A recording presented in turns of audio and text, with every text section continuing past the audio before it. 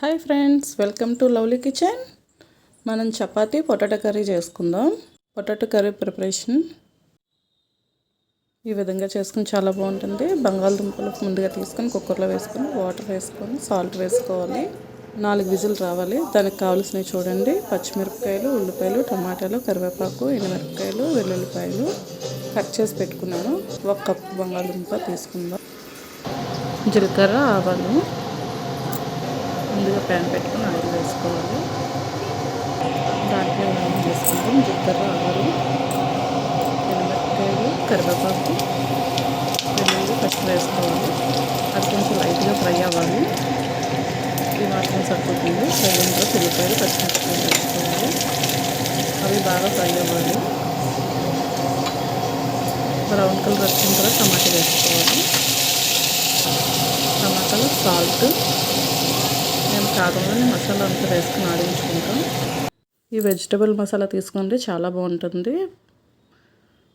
ఒక half spoon అయితే సరిపోతుంది. బాగా వేగిన తర్వాత బంగాళదుంపలు వేసుకొని బాగా కలుపుకోవాలి. మొత్తం అంతా మిక్స్ అయ్యేంత వరకు బాగా కలుపుకోండి. బాగా కొంచెం వేగిన తర్వాత అప్పుడు వాటర్ వేసుకోవాలి. ఇలా వేగాలి. బాగాన వాటర్ తీసుకోండి. ముక్కలు ములిగిలా తీసుకుంటే సరిపోతుంది. మూత పెట్టేసుకుందాం. బాగా దగ్గరికి అయిపోవాలి.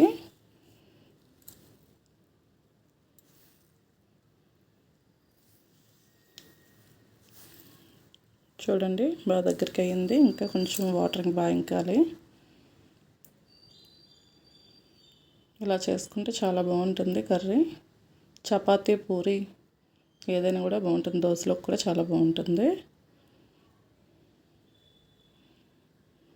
పొటాటో కర్రీ రెడీ అయిపోయింది. ఒక బౌల్లోకి తీసుకుందాం. ఇప్పుడు చపాతీ రెడీ చేసుకుందాం రండి. ఒక బౌల్ తీసుకొని గోధుమ పిండి వేసుకుందాం. తగినంత సాల్ట్, వాటర్ వేసుకొని బాగా మిక్స్ చేసుకోండి. ఒక హాఫ్ అన్ అవర్ మూత పెట్టేసి పక్కన ఉంచేయండి. తర్వాత బాల్స్ చేసుకొని చపాతీ చేసుకుందాం రండి. చపాతీ చక్కగా చేసుకుందాం.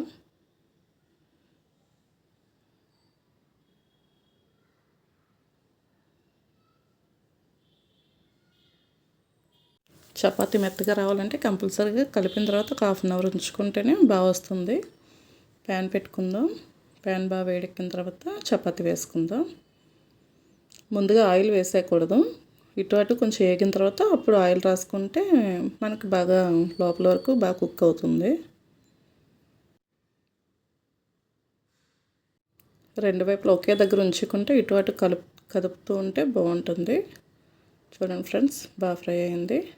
అలాగే వేరొకటి చేసుకుందాం. మొత్తం అన్నీ ఇలా రెడీ చేసుకొని పక్కన పెట్టేసుకోవాలి. చపాతీ రెడీ అయిపోయింది. కర్రీతో సర్వ్ చేసుకుందాం. ఇలా టేస్ట్ చేయండి, చాలా టేస్టీగా ఉంటుంది. Chapati potato curry ready. Thank you so much.